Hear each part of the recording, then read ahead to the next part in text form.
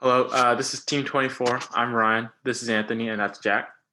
And the purpose of our robot was purely for our entertainment. It gives anyone a high five when they put their hand up.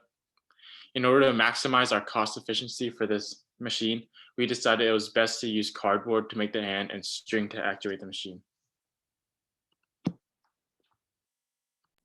Before building it, the final design, we came up with 3 different prototypes to see which mechanism would work the best.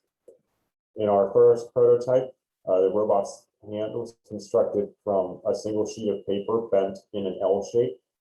To do the high five, the paper would bend at a crease located directly above the distance sensor. And to pull the hand back, a string was attached to the back of the paper with a servo. And because the hand was made of paper, the design was a little bit weak and it was prone to flexing at unwanted spots. In the second prototype, the hand was instead constructed out of cardboard. In addition to that, we mounted the distance sensor on a separate piece of cardboard, a couple inches in front of the hand.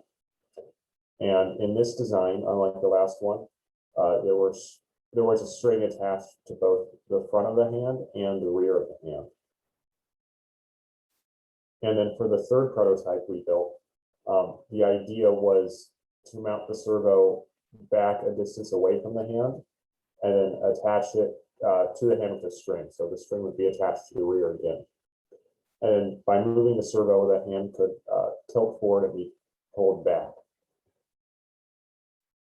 In order to figure out which design we wanted to build for our final design, we came up with an evaluation matrix that took into account the design's simplicity, its cost, its durability, and its effectiveness. And then out of these, we selected prototype number 2 to build for our final design. In our final design, we ended up making a few changes to the original prototype. We shortened the height of the cardboard hand to make it more stable when it was standing up. And we ended up changing the orientation of the distance sensor so that it didn't get in the way of movement. In our building process, we started with the hand in order to establish a hand that could move the way we wanted it to. And from there, we mounted the electric components, mainly the servo motor and the distance sensor. And then we wired everything together and put it all onto a contained system.